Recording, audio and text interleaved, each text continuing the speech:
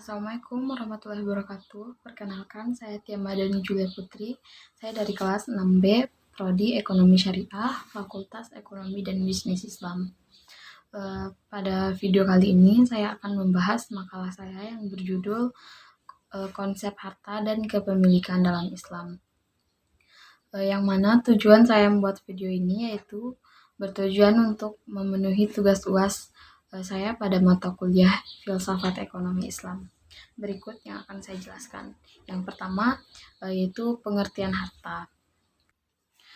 Menurut istilah syar'i, harta merupakan segala sesuatu yang dimanfaatkan untuk hal yang legal menurut syara seperti jual beli, pinjaman, konsumsi, hibah atau pemberian. Dan kemudian dan berdasarkan pengertian tersebut, harta merupakan segala sesuatu yang digunakan oleh manusia dalam kehidupan sehari-hari seperti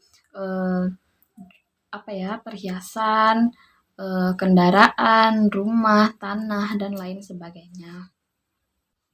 Dan kemudian ada juga kedudukan harta. Kedudukan harta itu ada banyak macamnya, ada banyak pembagiannya. Salah satunya seperti kedudukan harta dalam Al-Quran.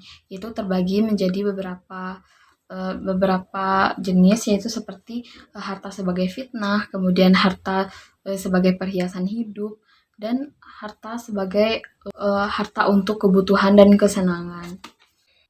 Dan kemudian ada juga kedudukan harta dalam as-sunnah seperti celakalah bagi hamba harta, yang artinya celakalah bagi orang yang hamba dinar atau uang, orang yang menjadi hamba toga atau pakaian. Kemudian jika diberi ia bangga, bila tidak diberi ia marah, mudah-mudahan dia celaka dan merasa sakit. Jika dia kena suatu musibah, dia tidak akan memperoleh jalan keluar. Hadis riwayat Bukhari. Kemudian yang kedua ada juga penghamba harta adalah orang yang terkutuk. Terkutuklah orang yang menjadi hamba dinar dan terkutuk pula orang yang menjadi hamba dirham. Hadis riwayat Tirmizi. Kemudian fungsi harta. Fungsi harta itu bagi manusia sangat banyak. Seperti harta dapat menunjang kegiatan manusia, baik kegiatan yang baik maupun yang buruk. Kemudian oleh karena itu manusia selalu berlomba-lomba ingin memiliki harta dan menguasainya. Tidak jarang banyak yang memakai beragam cara yang dilarang syara dan ketetapan yang disepakati oleh manusia itu. Kemudian dalam pembahasan ini akan dikemukakan fungsi harta yang sesuai dengan syarat, antara lain yaitu yang pertama kesempurnaan ibadah, madah, kemudian memelihara dan meningkatkan keimanan dan ketakwaan kepada Allah Subhanahu wa taala. Kemudian yang berikutnya meneruskan estafeta kehidupan, menyelaraskan antara kehidupan dunia dan akhirat. Selanjutnya terdapat beberapa definisi tentang hak milik atau milkiyah yang disampaikan oleh para fuqaha, antara lain yang pertama hak milik menurut Muhammad Mustafa Al-Shalabi. Hak milik adalah keistimewaan atau istishas atas sesuatu benda yang menghalangi pihak lain bertindak atas beberapa definisinya dan memungkinkan pemiliknya bertasarruf secara langsung atasnya selama tidak ada halangan syara. Yang kedua, hak milik menurut Al-Kafi menyampaikan sebagai keistimewaan yang memungkinkan pemiliknya bebas bertasarruf dan memanfaatkannya sepanjang tidak ada halangan syara. Selanjutnya, kemudian ada prinsip-prinsip hak milik. Prinsip pertama menetapkan bahwa hakikatnya harta itu adalah milik Allah Subhanahu wa taala.